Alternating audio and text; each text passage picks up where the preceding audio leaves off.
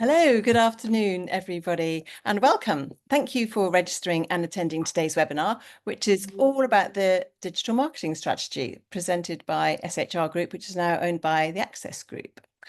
Welcome. My name is Jane Pendlebury. I'm the CEO of HOSPA, the Hospitality Professionals Association. It's 2 p.m. and it's Tuesday, the 4th of March, 2025. It's a beautiful spring day with blue skies and sunshine outside. So it's good to look out of the window and certainly more enjoyable than looking at the global news at the moment. We're due to be talking for about 30 to 40 minutes today with time for questions. Please do ask questions throughout using the Q&A option, which should be at the bottom of your screen. If appropriate, I'll interrupt Steve. If not, we'll ask them at the end. And if we don't get time to answer them, we'll come back to you afterwards. So I'm delighted to be joined by Steve Collins. Steve is VP Digital Marketing Strategy for Hotels at SHR, so we can be sure we're listening to an expert. I'm going to hand over to Steve, who will share his thoughts. And then at the end, I understand he's going to share a link to a recent white paper that they've written sharing secrets for hospitality. So well worth waiting for. Over to you, Steve. Thanks, Jane. And yeah, great to be here chatting with you. I suppose I have a lot to go through, so I'll get kicked in. And I suppose if there's anyone that has any questions throughout or wants to ask a question, please feel free to drop a note into the chat. It'll be absolutely great. I'm going to share my screen so we can see what I can see here. If you just bear with me 1 second.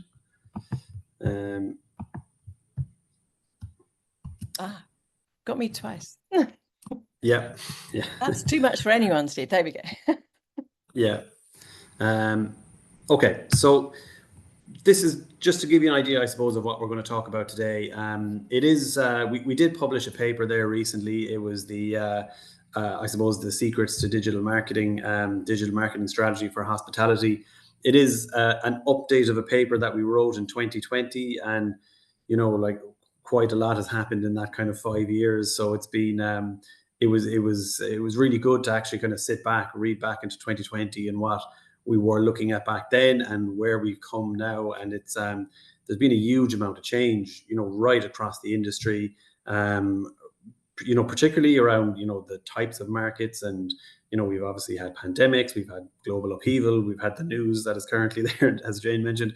But like it's outside of that, there's obviously AI has come in and it's, it's barreled through absolutely everything that we do. So we've been really keen on adopting it actually, and it's been quite good for us, so it's and like we've tried to adopt it in as many right across all of our different technologies, but also within the marketing campaigns that we run. So we're going to talk a little bit about that as well. But first, we're going to talk a little bit about digital marketing adoption. We're going to talk about channels, tactics, and tools. We're going to talk a little bit about how the guest journey has changed. And it's, even going beyond 2020, it's frightening to think how much it's changed since 2015, or certainly how much we've looked at it. I don't know if it's changed that much, but certainly our perception of it has. And I suppose the key things that, or the key questions I want you all to kind of go away with, and I have it here in quotation marks, answered, is, what is a good cost of acquisition for an official website? Organic versus paid traffic, what does a good balance look like? Cost per click, a benchmark on that, what does good look like? How much should you invest in your marketing, in your brand marketing?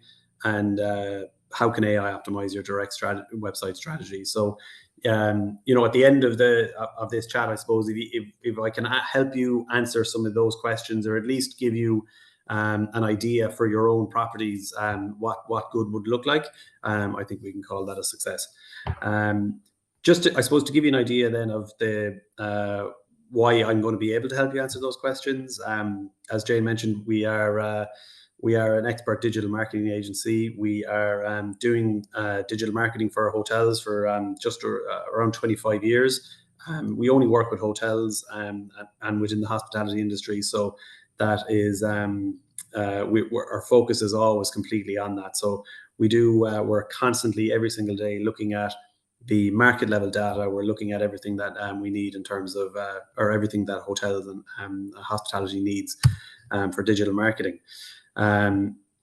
The digital marketing adoption. So we're going to look at channels, tactics, and tools a little bit here. Okay, so To give you an idea of, I suppose, how we would approach this, every single property is different. Every single property is on a different stage of their digital maturity. So we look at it through what we call digital adoption framework. So internally, we will look at every single property that we work with and every single property that we speak with, that want to come and work with us. We look at and we kind of measure what they're doing today, and what is the potential for them to grow to in the future. So every channel, every tactic, every tool that feeds into a digital marketing strategy will feed into what we call this our digital adoption framework. And you're basically working towards, we have 4 stages. So you're working towards this high level adoption, high level maturity phase or maintenance phase. That's where you kind of want to get to, but not every hotel is going to get there. And certainly it's not something that can be done in the space of a week, or you can't do it in a month. This could be a 3, 4, 5 year kind of process that gets you from absolute very beginning, you turn on your first website or you switch on your first booking engine, right through to real high level digital marketing maturity and running campaigns that are working at very kind of niche and targeted audiences that suit your property. So and then everything in between. So when we're looking, and I'll chat through each of those stages now to give you an idea of what they are. So we look at the discovery phase. The discovery phase for us is when it's, again, you're turning on the website for the first time, or you may have had a poor website and it's you've just started a brand new website. The discovery phase should be that your Google Search Console is connected to your website, and you're tracking the queries that are happening and related to your domain. Your Google Analytics is switched on, so you're tracking traffic. Your Google Tag Manager is switched on, and it's connected to your booking engine and your website, so you're getting cross-domain tracking in place. You're getting really good, consistent data that's actually helping you make informed decisions. It's they're the very basic things, but being able to capture session traffic and revenue data in your Google Analytics 4 instance, that's the very start. So these are the first boxes that you tick. Having a technically healthy website, that's extremely important as well. So like when you're running a website, making sure that it is technically healthier than your local competition essentially is the key piece here. So when we're looking at technical score, we use a tool called SEMrush. We find it very, very good. It's the average score for a website in the hospitality industry, I believe, is around 77%. So what we actually look at in terms of for each property is say, don't look at the 77%. Look at the 5 or 6 competitors around you. Find out what their score is, because you can run any domain within SEMrush and get a score, and then see if you're better than them. And that's essentially where you need to be, just slightly better than your competition. So 1 point better than your competition all the time, and that's your starting point, to kind of keep moving on in terms of SEO and technical health. And then there's other things like brand capture. So like demand capture. Every hotel in the world, they will have a captive audience. There is people, they will have some kind of loyalty. They will have people that will keep coming back to the property, or they will have people that are interested in staying in the property at any given time. So it's setting yourself up for success around brand capture, demand capture. So making sure that you're running Google Ads campaigns that are competing with the OTAs for those branded searches. Making sure that you're running meta search campaigns so that you're competing with the OTAs on Google booking links, or within Trivago or TripAdvisor or something like that. So they're extremely important. They're super important, and that's something that we really that's your first kind of piece. That's your first stage into that kind of that digital maturity or that kind of online pathway. The next phase then is you move into what's called growth. Growth is all about, going after new audiences, finding, setting up campaigns that aren't just searching for brand campaigns. They're searching for best hotel in your London or something like that if you're a London property, you know. So you're looking at the next level up. So we call that consideration, or so you're starting to add to your armory essentially. You know, you're starting to build out your online tactics. We lean into an awful lot of what Google have given us in terms of AI campaigns, something like Performance Max for travel, really, really important tool within hotels, available campaigns. That's one of the key things that can be. That's one of the really key tools that can be used.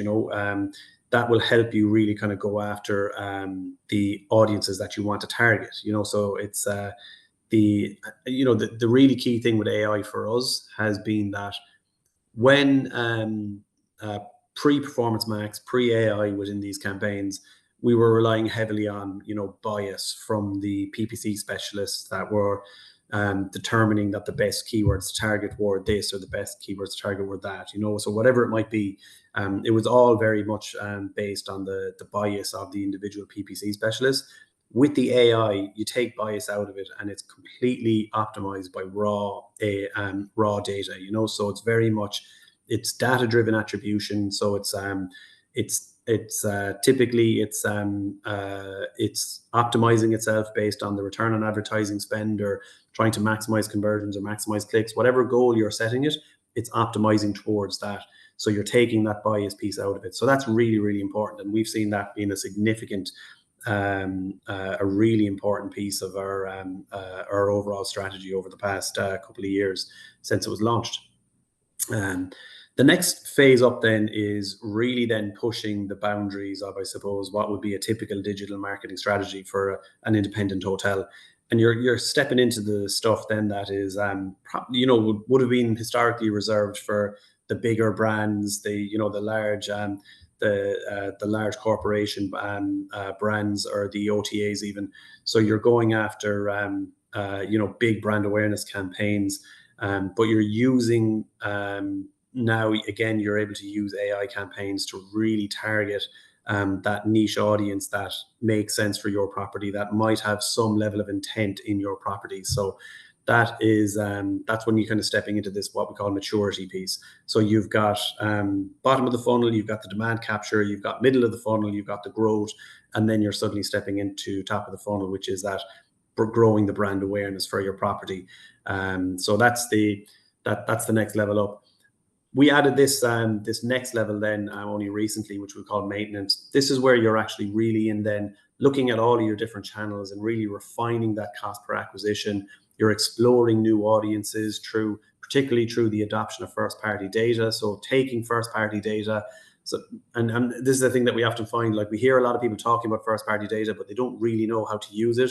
So like that's where a good digital marketing strategy comes into play, where you're taking the first-party data and you're layering it into your campaigns right across the different levels of intent, whether it's high intent, medium, or low intent, or the discovery, growth, maturity.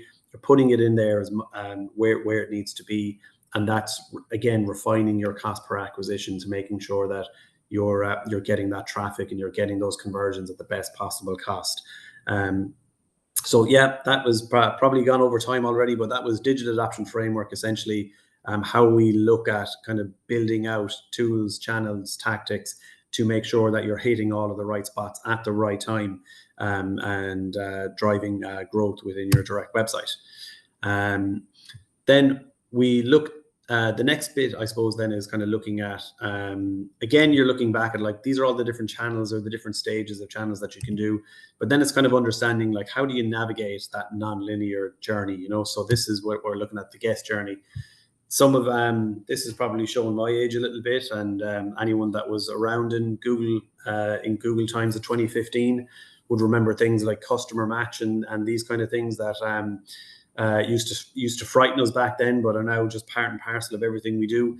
But they launched this back in 2015. This travel, online travel journey, and it was little did we know back then, but it was actually, it was kind of setting us up for something a little bit revolutionary, So they talked about the dreaming phase, where people are in the early stages of planning a trip, and then they, they're dreaming about going to the Maldives, or they're dreaming about, a city break in London or New York or whatever it might be. The next stage then is planning that trip. So they get past dreaming and they're like, you know what, I actually am going to book that trip. So then they're into planning, and suddenly they're past the phase where they need to see like the golf courses that they want to play on, or the beaches that they're going to be lying on. Now they're in planning, so they're actually going, okay, well, I am going to go to that place with that beautiful golf course or that beautiful beach, but now I need to see the mechanics of it. So it's how am I going to get there? Where am I going to stay? What is the room that I'm going to stay in look like? And is that going to fit into the overall experience? So the planning stage then becomes a lot more functional. And eventually then, once you've gone through all of that planning piece, you're into the booking phase. The booking phase is that transaction. It's that very much the high intent, that Googling the brand of the property you're going to stay, and that then is you make the booking, and eventually then whether it's a short lead or a long lead, you get to the point where you're at exploring, where you've jumped on the plane or you've jumped in the car, and you're now at the property, and suddenly it's exploring, it's experience at the time. That was 2015. That was a stage of the online travel journey. That has moved on quite significantly, and so they've kept the core of it, but they've added quite a bit as well, and so the pieces that they've added are this guy here, which we would call the messy middle, and for anyone that's into marketing white papers, there's a Google white paper called Decoding Decisions, which kind of introduced the idea of the messy middle quite a few years back, and they've had a couple of updated versions of that, different white papers that feed off of that as well, released over the past few years. They're well worth a read.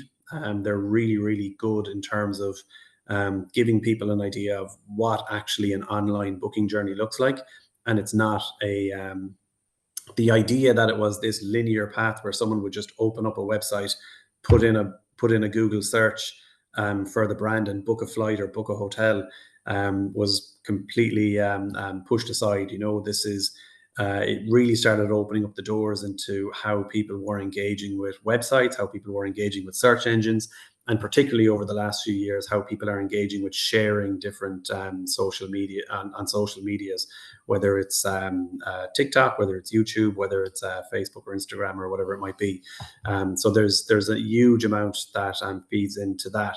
And it's more circular as well, because that sharing piece then triggers the audience of the sharers to start dreaming about their experience there. So it's not just a linear journey. It's very circular, and it's actually it's far more complex than we think it could be, or we always thought it would be. So to give you an idea of what the hotel booking journey looks like, it's again, you're following that piece where it's discovery to awareness to consideration to conversion, and then we have what we call reinforcement in there as well.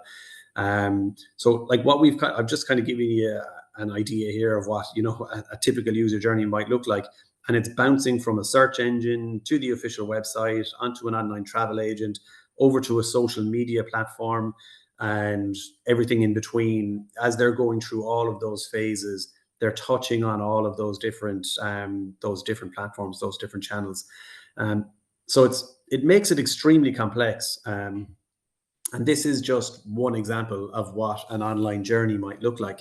And I suppose because there's so many different platforms, because there's so many different channels, because there's so many different options out there, that no single online journey is the same. They're absolutely all different, and they're absolutely all complete different variations of each other. So it's extremely important then to again lean into things like AI campaigns, performance max or demand generation campaigns, or Advantage Plus on social media ads, to try and get out in front of the intent of the user, instead of what was traditionally we were trying to get out in front of the keyword of the user. So, and by that I mean, we traditionally we would have, as I mentioned earlier, looked for something like best hotel in London would have been the keyword that we would have been trying to target. The days of trying to target those keywords are over now. It's people have moved on, and we've certainly moved on, and we find it. We're not targeting the keyword anymore. We're targeting the intent of the users, and that's been transformational. So it's just making sure that you're not just kind of sitting here in the conversion part of the funnel and just hoovering up all of that demand capture, that those brand campaigns, and getting a super high return on advertising spend. You really do need to have far more depth in the campaigns to ensure that you're present and you're part of the conversation early on. Because if you're not, then your competitor is going to be picking up the booking, or the OTAs are going to be picking up the booking. And the last piece that there is one that we've added recently, again, is that reinforcement piece, where we're looking at, again, that lead time between booking and staying, and kind of asking ourselves, like, there's a message being hammered home constantly from Expedia, from the OTAs, from Booking.com, from everyone. They're talking about free cancellation. So like, the conversion is great, but until they've actually checked out of the property and paid the bill, you haven't generated revenue from these guys. So it's about reinforcing the stay post booking as well. That there's probably a marketing. It's early days for us as well, but we're certainly looking at it as a really key part of the hotel digital strategy now, is to look at reinforcement of your bookings as well. So that's going to be important. So what I'm going to try and do now is jump into kind of answer some of those questions that I kind of posed at the start, just to give you kind of like what I'm calling here waypoints for your own map. Because the thing about this is every single type of property is different, and that's why I wanted to kind of show you this. This is like a little graph that we try and use to guide us towards kind of decision making, but also it doesn't. We're not bound to it either, or we're not stuck to it.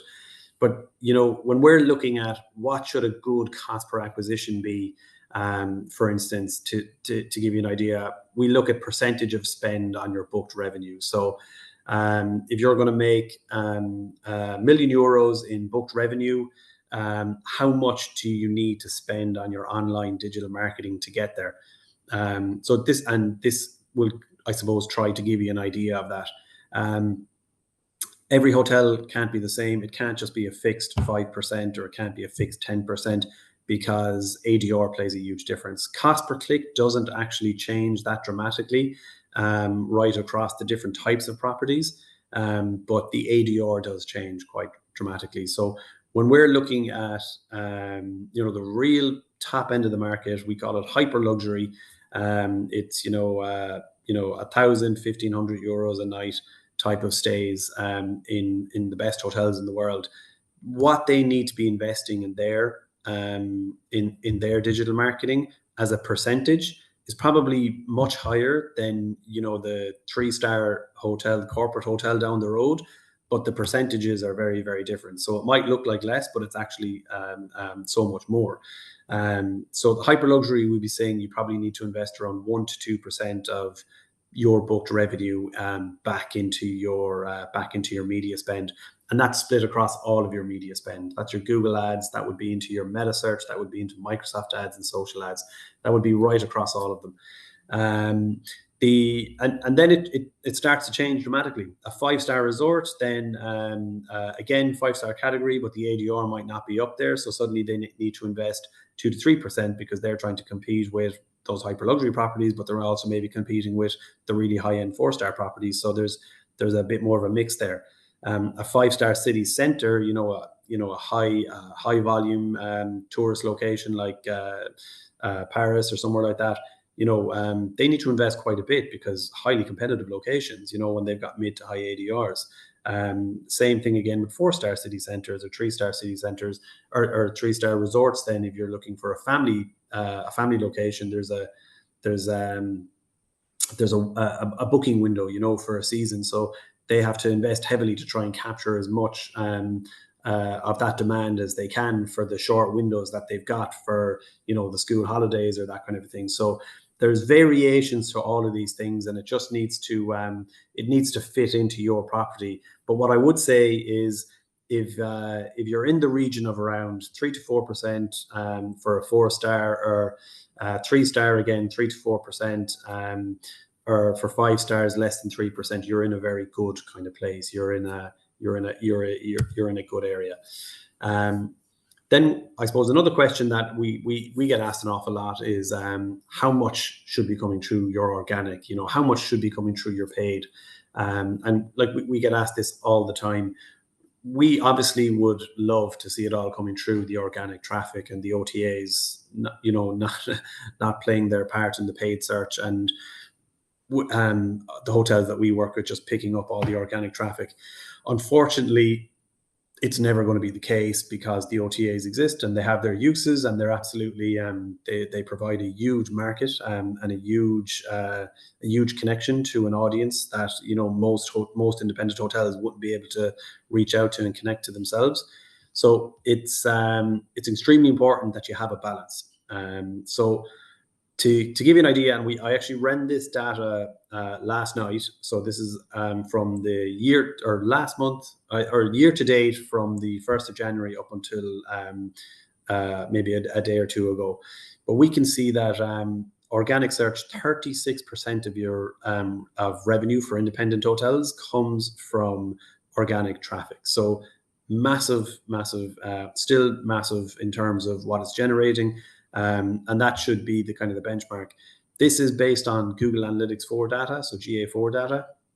When we were looking at this maybe 4 or 5 years ago, when it was Universal Analytics, we were looking at around 40% of revenue would have been coming. So it could be the change in the analytics, or it also or the analytic platform, but it also could be changes. I suppose the changing times as well, that we're seeing that kind of drop off, and we're seeing organic search being, and it's always been constantly taking a hit, but we are seeing it come in around that 36%. It's still much higher than paid search, so we are seeing 27% of revenue being delivered by paid search. However, with Google Analytics 4, there's I suppose the detail is a little bit different to what you might have been used to on Universal Analytics. So within GA4, they've added these new channels called cross network, which is actually the Performance Max campaigns, or Demand Gen, or there's a couple of others in there, and that is delivering 3%. So suddenly your paid search is up to 30%. And what we're actually seeing now is a breakout of paid social. So we're seeing that delivered 1% of revenue. So suddenly your paid campaigns are popping up into around 31%. And that is meta search is not included in that as well. That's actually typically falls into either direct or referral traffic. So there's and that more than likely probably would bring it up to around equal, if not slightly higher than the organic search, if we were to put in meta search as well. So it's really important that you're keeping an eye on that balance, but you should always have one eye on making sure that your organic search is always the top driver of revenue, top driver of sessions. And when it's getting to the point where it's getting unbalanced, that it needs, that's when you need to trigger a focus on making sure your SEO is being looked after, and that you're working on it. And just to give you a number as well, meta search, what an unbelievably important channel for independent hotels. 45% of online bookings, whether it's flight or for accommodation, look at a meta search tool in their purchase journey, and that stat is actually a few years old. I'd imagine that has kind of grown. It's probably over the 50% now at this stage, but it's something that I always kind of look at and say, even though the meta search might not show, 45% of revenue, it is playing a very, very important part in any online journey. And actually, just on the organic search as well, while 36% of revenue comes from organic traffic, it actually plays a very primary role in early and mid touch points for conversions as well. So we can see that some great data is available in Google Analytics 4 that allows you to see the early and mid touch points, and organic search always plays a very, very high role in those. So and just to give you then an idea, I suppose, of what a good cost per acquisition then looks like when we're looking at that kind of split of different channels. So SHR Group Digital, we delivered just over 500 million USD in direct revenue for our clients in 2024. So the first year that we broke the $500 million, and we were delighted with that. We spent just over 10 million in paid marketing to get there. So our total cost per acquisition, the average delivered was 2.01%. Okay, so that will just give you an idea of, I suppose, a benchmark for independent hotels of what it could cost. Now, there's varying different levels of adoption, digital marketing adoption, and that kind of thing in that. But if you're coming in at around the 2 to 3%, you're in a good place. Again, compare your digital marketing cost per acquisition to your OTA's commission, and that's the difference that you're looking for there. And Jane, tell me if I'm caught on time or anything. I have a couple of more slides to get through, but I'll keep going until you stop me. I suppose the last thing or maybe not the last thing, but one of the things I want to chat about as well is the media spend split and the average cost per click. Okay, so the how you spend your media budget is massively dependent on how you're actually set up for your revenue management, so your rate strategy. So what we've actually found is when you are supporting your official website, when you are giving it at the lowest rate, and when you are brave enough to push back on the OTAs and tell them no, that they're not getting that rate, the average cost per click is significantly cheaper when you don't have the OTAs in the mix aggressively fighting for that click. And the difference is 64 cents. And we're looking at Google booking links data for last year. And it's to give you an idea, I suppose, of that's a high intent. That's meta search. So it's high intent. It's people that are looking to book. It's a branded search. So it can be slightly expensive. So sometimes we're seeing it come in at 94 cents. So that's when the OTA has the lowest rate on their sites. So 94 cents compared to 64 cents. That doesn't sound like a huge amount, but when you have a budget of 10,000 euros per year, and you're suddenly spending, and you're getting 10,000 clicks from MetaSearch, you're spending it all on you're 9,400 on that. Whereas if you have that same budget, but you're getting it at 64 cents, you've actually got 3,600 spare to put into other channels like demand generation or Performance Max. So there's a significant difference in terms of the cost there from official website to OTA lowest. Not a huge difference between website lowest and parity. So there's only about 6 or 7 cents in the difference there, which we were quite surprised at. But we did see that there was a significant change in conversion rate. So even though the same number of clicks, we were looking at 10,000 clicks for both official website parity and OTA lowest, the conversion rate on official website, unsurprisingly, 8.91%.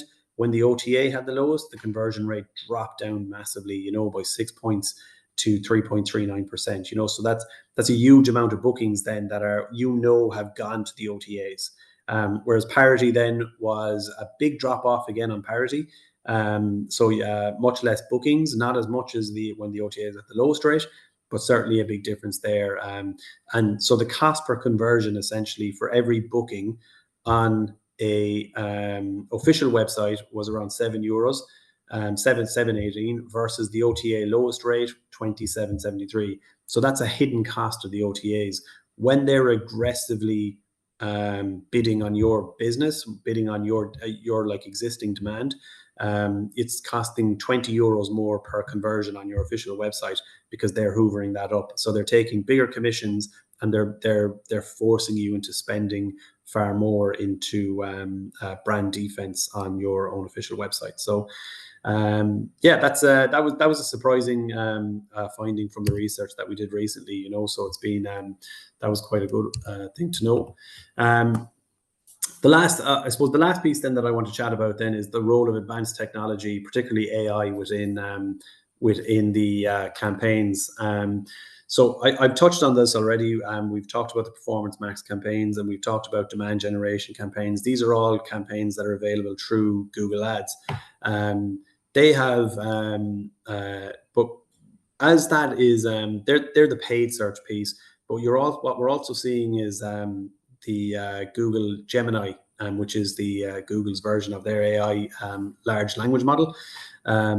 It is it's starting to appear in all the different products for Google. So we're seeing it come up in Google search. You're seeing it. There's a Google Gemini app now that if you go into, you can just have a conversation with, and it's brilliant actually. You know, you can have very kind of detailed conversations with it, and it's no longer, again, the users are going to be searching for things like one flat search of hotel in London. They're searching for best hotel in London, but then what's actually happening is we're calling it search threads. So we're layering different searches on top of each other. So the hotel in London is the first search, but then you say, actually, but I want a hotel with a swimming pool. So it layers it. So suddenly a swimming pool layer is added. And I need the hotel to be 4 or 5 stars. So suddenly that is added. And it has to be a family-friendly hotel near the Elizabeth line. And suddenly all this information has been added. And what generative search experience is doing essentially is it's remembering all of these different layers. It's remembering all of these different search inputs, and it's bringing you closer and closer and narrowing down into your search. So the old days, I suppose, of 10 blue links on the organic the Google search engine result page, that is they're certainly on the way out, and we're getting to this more nuanced, more contextual conversation with a Google or with a search engine, and it's going to be changing quite significantly for hotels, and it already is. Like there's some really interesting stuff happening with Google reviews at the minute, where if you go into the Google Travel product and you look at your property, you can actually see a summary of what guests are talking about through your Google reviews. So I'd encourage everyone to go and have a look at that, because what we're seeing is this unbelievable data mining by Google that's freely available to you, that is surfacing exactly what your guests want to see you talk about, or what kind of content you should be pushing. You know, if you're in a beautiful resort with a beautiful golf course, and your users are talking about that, but you're not sharing that on your social media, you're not showing that on your ads, that should be surfaced within these kind of Google summaries. Or they could be talking about the beautiful walk down by the waterfall, or whatever it might be in terms of the property that you're in. But making sure then that you're kind of engaging with these kind of hidden gems of information is really important. So I would strongly recommend everyone to go and have a look at that for their properties. And I suppose the last piece then is just on like embedding AI into the technology that you're using. It's not just about using AI within all of those campaigns. It's looking at, use AI, and AI is out there. It's being used. You might not even think that you're using it, but you're more than likely, a lot of your digital marketing providers are using AI and using it effectively. But what's happening then is this super hyper targeted audiences that know exactly what they're looking for, but then they're landing on websites that are brochures essentially. So there's no real they're not dynamic, they're not engaging with the user. So finding kind of technology like website technology, booking engine technology that is AI generated, that is creating like the Netflix experience or the Amazon experience for the users on the website. I think that's probably the next big advancement for independent websites over the next few years. So yeah, and that is it. I'll leave this, or I think these slides will be shared afterwards, but that QR code will bring you to the mini book that we wrote and released in January. It's the Digital Strategy Secrets for Hospitality, all about crafting a digital strategy for the complete hospitality journey.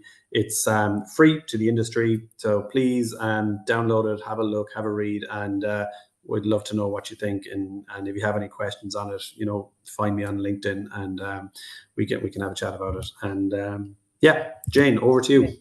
Thank you. I've just got one really quick question that I think is the shortest answer you can give.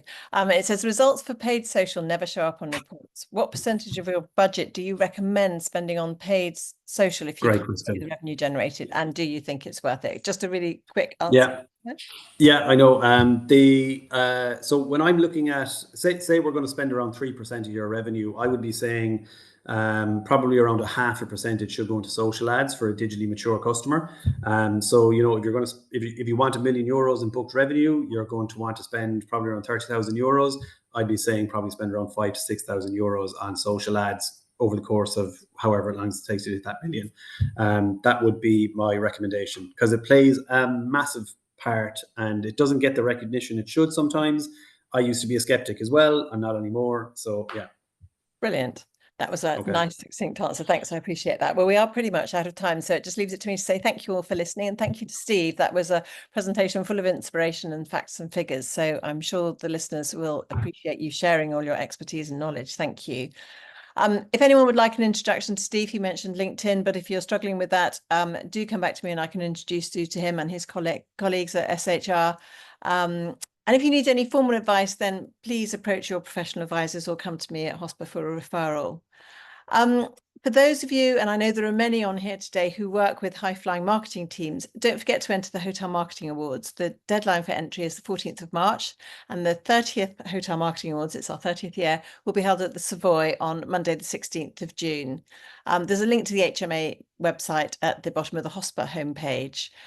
So please take a look at Hosper for that, and also for our upcoming events, of which there are many. And also on the website, you can find recordings of all of our webinars and masterclasses, which are also on our YouTube channel. Today's webinar, along with the slides, will be uploaded within the next few days. But thank you all for listening. Thanks again, Steve, and we look forward to seeing you all soon. Thank you. Bye-bye. Thanks, Jane. Thanks, everyone. Best of luck. Bye-bye.